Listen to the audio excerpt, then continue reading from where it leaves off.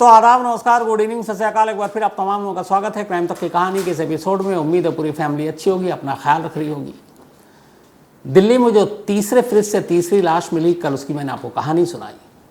लेकिन जैसे शायद श्रद्धा के बाद एक दिल्ली में और इंसिडेंट जिसमें करीब कई किलोमीटर तक एक लड़की को घसीटा गया, उसमें कई कहानी पलटी।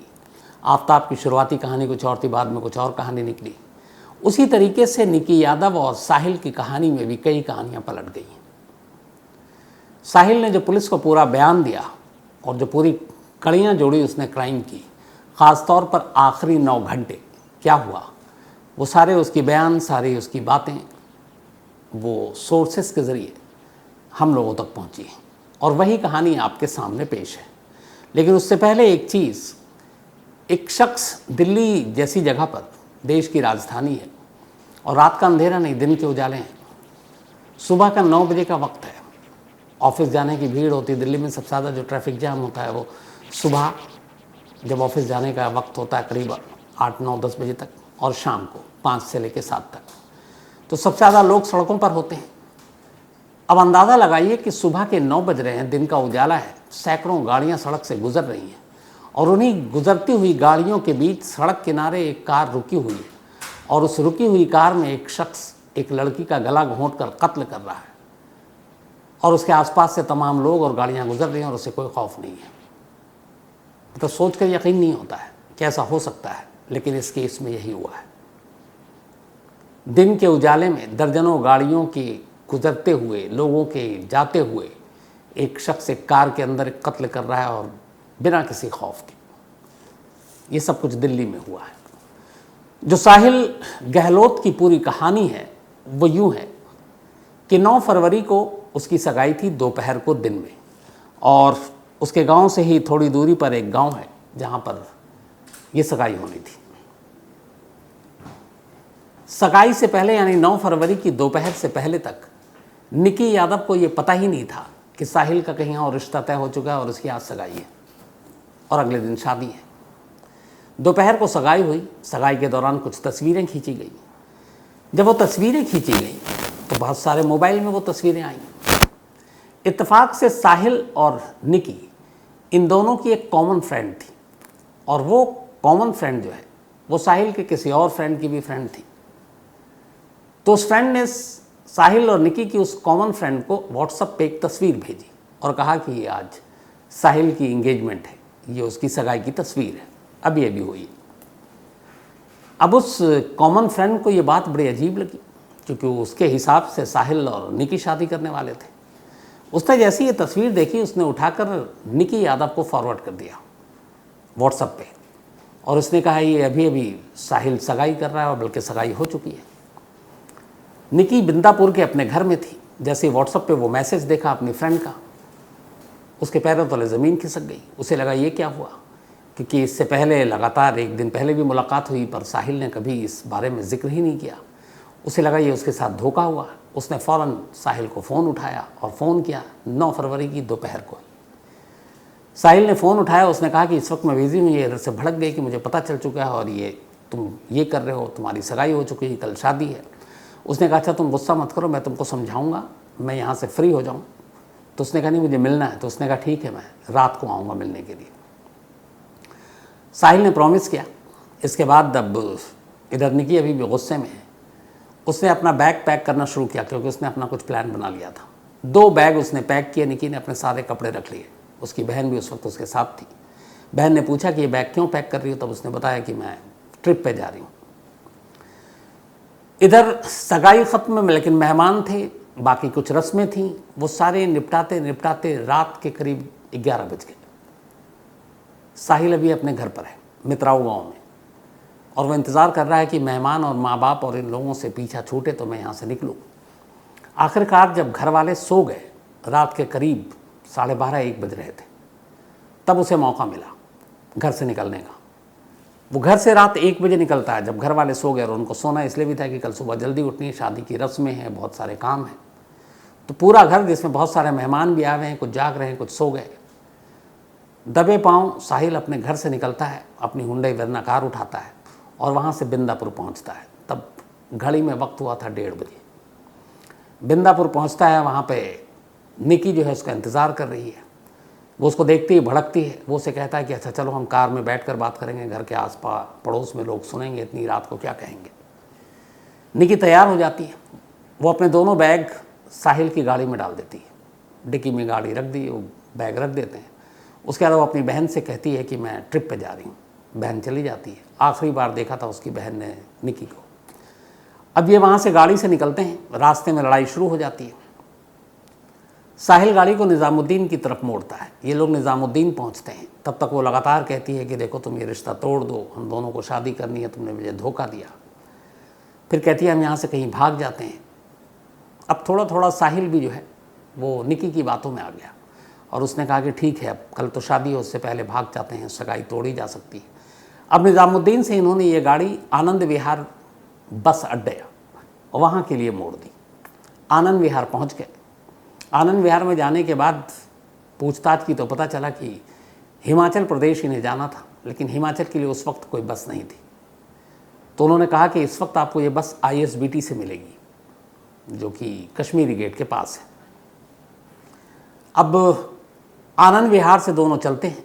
अच्छा, इस दौरान में रास्ते में लड़ाई भी हो रही है, बहस भी हो रही है, और निकी ने जो है वो उसे धमकी भी दी कि अगर तुमने ये शादी की तो मैं पुलिस में जाऊंगी, कंप्लेंट लिखाऊंगी, क्योंकि 4 साल से तुम मेरे साथ लिव इन में हो और अब तुमने मुझे धोखा दिया है, तो तुम्हारी शादी में तमाशा भी होगा, ड्रामा भी होगा। ये सारी बातें, ये सारी लड़ाई चल रही है। फिर उसने कहा नहीं, मैं अपने घर वालों के आगे, मैं अपने पिता के सामने मुँह नहीं खोल सकता हूँ। तो उसने ये भी कहा कि अगर कोई रास्ता नहीं है तो हम दोनों सुसाइड कर लेते हैं। साहिल इसके लिए तैयार नहीं हुआ। ये सारी बातें चल रही हैं। उसके बाद ये लोग अब आनंद विहार से निकलते हैं। सुबह हो चुकी है, आनंद विहार के पास पहुंचते हैं। उससे पहले कश्मीरी गेट पर कहीं कहीं जहाँ जहाँ बीच में गाड़ी वो रोकता, फिर दोनों में लड़ाई होती, फिर बहस होती, और पूरी रात निकल गई। इधर घर वाले सो रहे हैं। अब सुबह सुबह घर वालों की आँख खुली। साहिल को ढूंढा जा रहा है, क्योंकि शादी का दिन है, बहुत सारी रस्में हैं, मेहमान आए हुए, रिश्तेदार आए हुए हैं, पड़ोसी आ गए, दूल्हा गायब है। अब घर वालों ने फ़ोन करना शुरू किया। अब साहिल के मोबाइल पर घंटियाँ बजनी शुरू हुई। अब वो घबरा रहा है कि क्या करें, पूरी रात घर से गायब रहा है। करते करते सुबह हो गई। अब ये कश्मीरी गेट के पास पहुँचे हुए हैं। अब इसी दौरान में जब लगातार फ़ोन आ रहा है तो साहिल ने कहा कि मैं अपने फादर के कॉल को उठा लेता हूँ। उसने अपने पिता के कॉल को उठाया। उधर से उसके पिता उसके ऊपर भड़क उठे। उन्होंने कहा तुम्हारी शादी है, तुम रात से गायब हो, फ़ोन नहीं उठा रहे हो, यहाँ सारी रस्म होनी है, लोग तुम्हारा इंतज़ार कर रहे हैं। अब जब ये सारी बातें हुई तब साहिल का भी इरादा बदल गया। उसने कहा कि अब मैं भाग के नहीं जा सकता हूँ, वरना घर वालों की बदनामी होगी, आज ही के दिन शादी है, क्या होगा। और पिता से वो डरता भी था। उसने लास्ट में फिर अपना फ़ैसला सुनाया निकी को। बोला कि देखो मुझे घर जाना होगा और मैं अपने पिता के ख़िलाफ़ नहीं जा सकता। इस पे निकी बुरी तरह से फिर उस पर बिफर पड़ी। उसने कहा तुमने मुझे चीट किया, धोखा दिया। फिर इस झगड़ा इतना बढ़ा कि जो कार के अंदर चार्जर केबल था, वायर, उसको निकाला और गुस्से में अचानक साहिल गहलोत ने वो निकी के गले में डाला और गला घोंट डाला। जब वो गला घोंट रहा था, कार सड़क किनारे खड़ी थी। सुबह के 9 बज रहे थे और तमाम गाड़ियां वहाँ से गुजर रही थी, तमाम लोग गुजर रहे थे, लेकिन किसी की नज़र नहीं पड़ी। अब गला घोटते घोटते थोड़ी देर के बाद हाथ पैर ढीले पड़ गए, निकी ने दम तोड़ दिया। जब ये हुआ तो साहिल को लगा कि अब क्या करें। उसके बाद उसने निकी की लाश, चूँकि साहिल ड्राइविंग सीट पे बैठा हुआ था और वो बराबर वाली सीट पर, उसने निकी की लाश को सीट पर इस तरीके से बिठा दिया कि जैसे एक पैसेंजर कोई बैठा होता है, और सीट बेल्ट से उसकी लाश को बांध दिया। अब निकी उसके बराबर वाली सीट पर बैठी हुई है, सीट बेल्ट से, लेकिन मुर्दा। अब वहाँ से वो कार चलाना शुरू करता है। 9 बजे का वक्त था, थोड़ी देर इधर उधर घुमाता, उसे लगता अब क्या करें। तभी फिर उसे ख्याल आता है कि उसका जो ढाबा है मित्राओ गांव में, उसके घर से थोड़ी दूरी पर है, उसका नाम है खाओ पियो ढाबा। तो वो बंद था और उसके जो स्टाफ थे सारे, उनकी ड्यूटी शादी में घर पे लगा दी गई थी। दिन का उजाला था, कहीं लाश को फेंक नहीं सकता था, पकड़ा जाता। इसलिए वो वहाँ से निकलकर सुबह के करीब 11 बजे वो अपने ढाबे पर पहुँचता है। ढाबा बंद था। ढाबे के कंपाउंड में जाकर कार को पार्क कर देता है। उसके बाद आसपास कोई था नहीं, चूँकि सन्नाटा था। अब वहाँ पे पहली बार वो कार की अगली सीट से निकी की लाश को पकड़कर बाहर निकालता है, कार की डिग्गी खोलता है और उस डिग्गी में निकी के 2 बैग थे वो बाहर निकालता है और निकी की लाश को डिग्गी के अंदर डाल देता है। अंदर डालने के बाद बैग को वो आगे रखता है और कार को उसी अपने जो ढाबा है उसके कंपाउंड में पार्क कर देता है, लॉक कर देता है और फिर वहाँ से घर के लिए चल पड़ता है। जब वो घर में दाखिल होता है तब सुबह के 11 बजे थे, शादी उसी दिन थी। अब बारात निकलने में मुश्किल से 8-9 घंटे बाकी थे। घर जाने के बाद घर वाले उसे डांटते हैं, उसके माँ बाप की शादी का दिन है, तुम गायब हो। इधर वो कार पार्क कर चुका है, अब वो बेफिक्र है कि अपने इलाके में सही जगह पर उसने कार पार्क कर दी है और अब वो अपनी शादी की तैयारियों में जुट जाता है। दिन भर शादी की अलग अलग रस्में होती हैं, तमाम रिश्तेदार, तमाम दोस्त, मोहल्ले के लोग दूर दूर से जो आए थे घर पे वो एक एक कर सारी रस्मों को नॉर्मली निभाता है। उसके बाद फिर शाम को तैयार होता है, दूल्हे का कपड़ा पहनता है। उसके बाद बारात निकलती है घर में धूमधाम से और वो बारात वहाँ से थोड़ी ही दूर पर एक दूसरा गांव था, उस गांव में बारात पहुँचती है रात करीब 9 बजे। यानी निकी के कत्ल के ठीक 12 घंटे के बाद साहिल दूल्हा बनकर एक दूसरी लड़की के साथ फेरे लेने की अब तैयारी कर रहा था। 9 बजे बारात पहुंची, बारातियों ने खाना खाया, तमाम गीत संगीत हुआ। इसके बाद सारी रस्में हुई। ये सब करने के बाद रात करीब 1 बजे अब बारात वापस मित्राओं गांव लौटती है। साहिल अपनी नई दुल्हन को लेकर अपने घर लौटता है। सारे मेहमान लौटते हैं, बाराती लौटते हैं। 1 से अब लौटने के बाद सारी चीज़ों में करीब 2 बज जाता है। लोग थके हुए थे, पिछली रात भी बहुत देर तक जागे थे, तो सब मेहमान अब बारी बारी से सोने के लिए चले जाते हैं। इधर साहिल की आंखों में नींद नहीं है, वो इंतज़ार कर रहा है कि घर वाले सब सो जाए, क्योंकि उसे काम करना अभी भी। आखिरकार शादी का चूँकि घर था, कोई जल्दी सोता नहीं है। लगभग 3 बजे तक ज़्यादातर लोगों में से कुछ लोग जाग रहे थे। 3 सवा 3 के आसपास उसने देखा कि अब घर में सब सो चुके हैं। तब वो 3:30 बजे दबे पांव अपने घर से बाहर निकलता है। उसकी एक और कार थी, टाटा नेक्सन।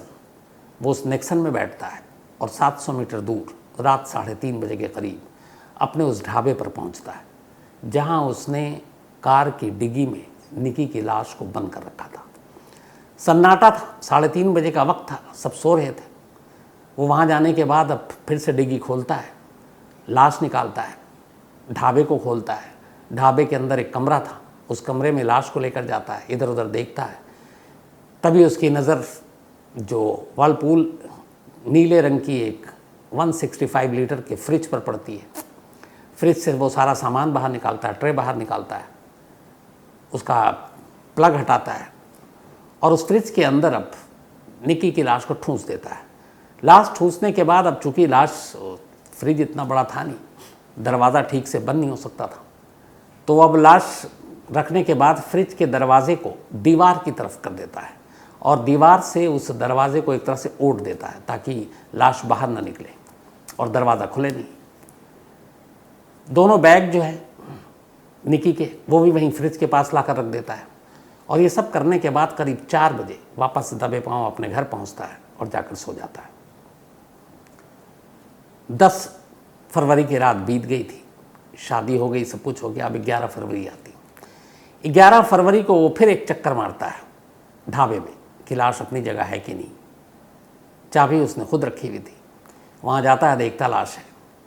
अब वो इंतज़ार कर रहा है कि उसे मौका मिले, तो वो उस बैग में 2 बैग जो निकी लेकर आई थी उसमें एक बड़ा बैग था, क्योंकि भागने का प्लान था, कहीं और जाकर शादी करनी थी। वो बैग खाली करता है, सारे कपड़े बाहर निकालता है और ये तय करता है कि इस लाश को इसी बैग में ठूंस कर जैसे ही मौका मिलेगा कार से यहाँ से जाएगा और दूर कहीं किसी नदी या किसी नहर में लाश को फेंक देगा। 11 को जाता है, मौका मिलता नहीं, क्योंकि लोग आसपास घूम रहे हैं और दूल्हा है तो उसको कोई छोड़ने को तैयार नहीं। फिर ये 12 फरवरी को वापस जाता है। 12 फरवरी को भी ढाबे में देखता है लाश वहीं है। फिर इसे मौका नहीं मिल रहा है। अब ये परेशान कि क्या करें, क्योंकि ढाबे पे लोग तो आएंगे, अब शादी हो चुकी है, खुलने वाला है, वक्त कम है। तो 11-12 2 दिन गया। कुछ पता नहीं। अब इधर निकी के फादर, जब निकी अपने घर, वो हमेशा हर दिन अपनी माँ को एक कॉल ज़रूर करती थी, उसके रूटीन में शामिल था। 3 हफ्ते पहले वो आई थी घर अपने झज्जर, और 3 हफ्ते से वो हर दिन फ़ोन कर रही थी। और इससे पहले 2018 से जब से वो घर से निकली थी, उसका रूटीन था। वो अपनी माँ के बहुत क्लोज थी और माँ के साथ सारी बातें करती थी, दिन भर में उसने क्या किया शेयर करती थी। लेकिन अब इधर 9-10 को फ़ोन ही नहीं आया उसका। ये बड़ी अजीब बात थी। पिता परेशान हो गए उसके, सुनील दत्त यादव। तो फिर उनकी बहन से साहिल का नंबर मिला। अब उन्होंने साहिल को फ़ोन करना शुरू किया। उसने घुमाना शुरू कर दिया कि वो देहरादून है, वो ऋषिकेश है। और 2 दिन के बाद उसने फ़ोन उठाना बंद कर दिया। जब फ़ोन उठाना बंद कर दिया तो फिर साहिल के पिता का नंबर मिला, उनसे पूछा तो उन्होंने भी कहा कि उन्हें मालूम नहीं। इधर 13 तारीख भी आ चुकी। 13 फरवरी की रात करीब 10 बजे क्राइम ब्रांच में एक इंस्पेक्टर है, उन इंस्पेक्टर के पास एक फ़ोन आता है। ये क्राइम ब्रांच राजौरी गार्डन में पोस्टेड है और इनका नाम है इंस्पेक्टर सतीश कुमार। तो क्राइम ब्रांच राजौरी गार्डन में पोस्टेड सतीश कुमार का अपना एक मुखबिर, और वो मुखबिर जो है इसी मित्राव गांव का रहने वाला। 13 फरवरी की रात 10 बजे वो इंस्पेक्टर को फ़ोन करता और कहता है कि साहिल ने शायद किसी का मर्डर किया है और कहीं उसने लाश छुपा दी है, लेकिन कहाँ छुपाई है हमें नहीं मालूम। उसकी एक गर्लफ्रेंड है, वो गायब है, आप इसको देख लीजिए। अब इंस्पेक्टर सतीश कुमार फ़ौरन इसकी खबर अपने आला अफसरों को देते हैं। आला अफसर पता करते हैं कि कोई गुमशुदगी की रिपोर्ट है आसपास में कहीं थी नहीं, क्योंकि निकी के घर वालों ने लिखा ही नहीं थी। इसके बाद लेकिन मुखबिर भरोसेमंद था। 14 फरवरी की सुबह सुबह पुलिस की एक टीम साहिल के घर पहुंचती है। साहिल घर पर था नहीं। पुलिस उसे ढूंढती है। मुखबिर के इशारे पर पता चलता है कि वो अपने घर से थोड़ी दूरी पर है। उसको पकड़ लेती है। 9 बजे का वक्त था, यानी उसने 9 फरवरी को कत्ल भी 9 बजे किया, और 14 फरवरी की सुबह जब वो हिरासत में आया तब भी 9 बज रहे थे सुबह के। पुलिस उससे पूछताछ करती है। पहले वो घुमाता है, फिर वो सारा सच बयान कर देता है।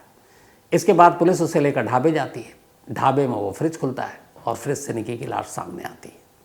इस तरीके से ये केस खुल जाता है। लेकिन इस केस में आखिर में क्लाइमेक्स में एक दूसरा ट्विस्ट भी है। ट्विस्ट ये है कि निकी के फादर सुनील, वो जब लगातार पूछ रहे थे, 2 दिन तक तो घुमाया साहिल ने, लेकिन उसके बाद उसके पिता से जब बात की तो उन्होंने कहा कि 14 फरवरी को सुबह सुबह साहिल के पिता ने निकी के पिता से ये कहा कि मुझे लगता है कि साहिल ने कुछ गड़बड़ किया है, शायद उसने निकी को मार दिया है और अब उसने पुलिस के आगे सरेंडर कर दिया है। ये उनका बयान है। निकी के पिता का कहना है कि जैसे उन्होंने ये फ़ोन पे सुना, उन्हें कुछ समझ भी नहीं आया कि वो क्या कह रहे हैं। लेकिन तभी अचानक एक दूसरा कॉल आया, और ये कॉल था नजफगढ़ पुलिस स्टेशन से। पुलिस वाले ने उन्हें थाना बुलाया और कहा कि आपसे मिलना है, कुछ ज़रूरी बात करनी है। ये वैसे ही घबराए हुए थे। थाने पहुँचे तो फिर उन्हें बताया गया और फिर निकी की लाश दिखाई गई और वो पहचान गए। तब ट्विस्ट ये है कि एक तरफ पुलिस ये कह रही है कि एक मुखबिर ने खबर दी और उसके बाद हमने पकड़ा और हमने लाश बरामद की, लेकिन खुद निकी के पिता का ये बयान है कि साहिल के पिता ने उन्हें सबसे पहले ये जानकारी दी कि साहिल ने निकी को मार डाला है और उसने सरेंडर कर दिया। तो अब ये दोनों कंट्राडिक्टर मामला है इसका। लेकिन ये इस तरीके से पूरी कहानी सामने आई। अब जो उसने पूरा बयान दिया, पुलिस ने उससे पूछा कि तुमने ऐसा क्यों किया। उसका कहना था कि मैं अपने पिता के दबाव में था और मैं उनसे डरता भी था, तो उनकी मर्ज़ी के ख़िलाफ़ मैं जा नहीं सकता था। हालांकि उसने ये भी बताया कि निकी के साथ उसके रिलेशन की खबर उसके घर वालों को थोड़ी बहुत थी। तो ये था कि अगर मैं कुछ और करता तो मेरे पिता शायद बहुत मेरे ऊपर भड़क जाते। तो एक पल को तो सोचा था कि मैं निकी के साथ उस दिन निकल जाऊं, यहाँ से हिमाचल भाग जाऊं, फिर बाद में जो होगा देखा जाएगा। लेकिन जब घर से लगातार फ़ोन आना शुरू हुआ और ख़ास तौर पर फादर का फ़ोन आना शुरू हुआ तो मैं घबरा गया। मैंने अपना इरादा बदल दिया और मैंने तय कर लिया कि मैं वापस घर लौटूंगा। और उसी वक्त सबसे ज़्यादा निकी भड़क गई और फिर मुझसे ये सब कुछ हो गया। तो और ये रिश्ता भी पिता ने तय किया था और पिता की मर्ज़ी से ही वो शादी कर रहा था। हालांकि मुझे लगता है कि अगर 9 फरवरी की सुबह भी ये सारी चीज़ें हुई हैं रात को, अगर दोनों परिवार के बड़े बुज़ुर्ग एक साथ बैठ जाते तो शायद ये नौबत नहीं आती, शायद निकी की जान नहीं जाती, शायद उस लड़की की भी ज़िंदगी बर्बाद नहीं होती जिससे साहिल ने शादी की है, क्योंकि उसका कोई कसूर तो है नहीं, उसे तो ये सब कुछ पता नहीं। तो 10 को शादी हुई, 3 दिन के बाद पति एक कत्ल के इल्ज़ाम में अब जेल में है। अब कत्ल है तो ये भी नहीं है कि वो हफ्ता महीने में वापस लौट आएगा, बरसों लगेंगे।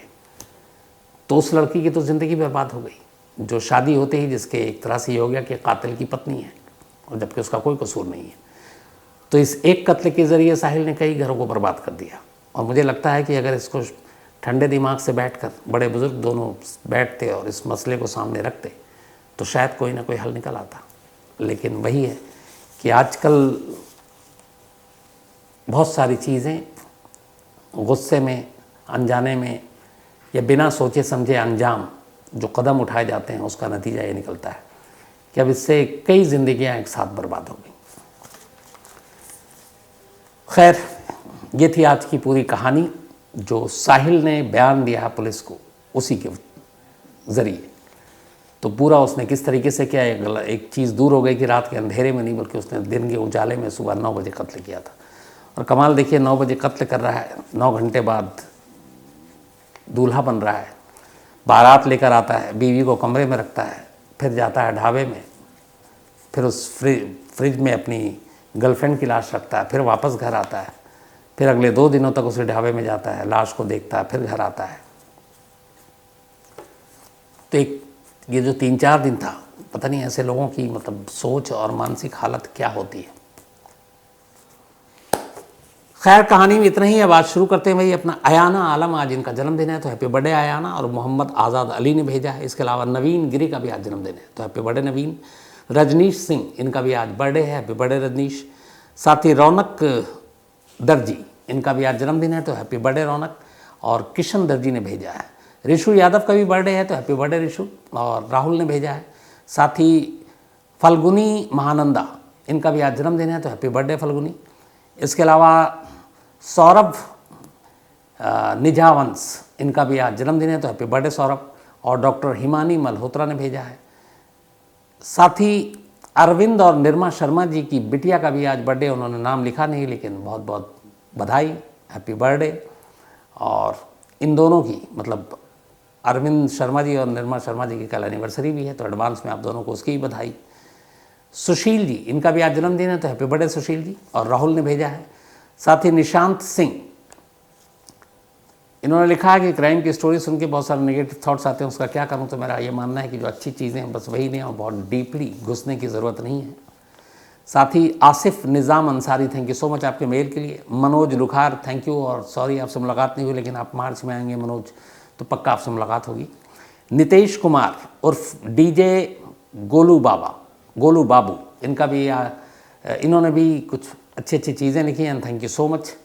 साथ ही ज़की अहमद, थैंक यू आपका भी। रितेश जायसवाल, इन्होंने लिखा है कि आपकी ड्रेसिंग बड़ी अच्छी होती है, ये क्या करते हैं, कोई डिज़ाइनर या कोई आपको गाइड करता है।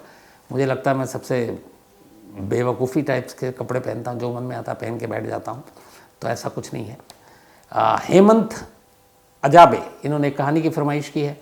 साथ ही शाहीन शेख, दिल्ली में ही इस तरह के ऐसे क्राइम क्यों होते हैं, इनका सवाल है। इसका जवाब बड़ा मुश्किल है कि वाकई किसी शहर में इस तरह के ब्रूटल क्राइम उसको जोड़ा और उससे क्यों होता, उससे ख़ास शहर में, कभी समझ में आएगा तो आपसे ज़रूर शेयर करूँगा। इसके अलावा Anushri Agarwal, thank you so much, आपने कुछ सुझाव भी दिए हैं, थैंक यू आपके इस मेल के लिए भी। तो आज कहानी में इतना ही। अब आपसे मुलाकात होगी कल रात 9 बजे किसी नई कहानी के साथ। तब तक अपना ख्याल रखिएगा। Thank you very much.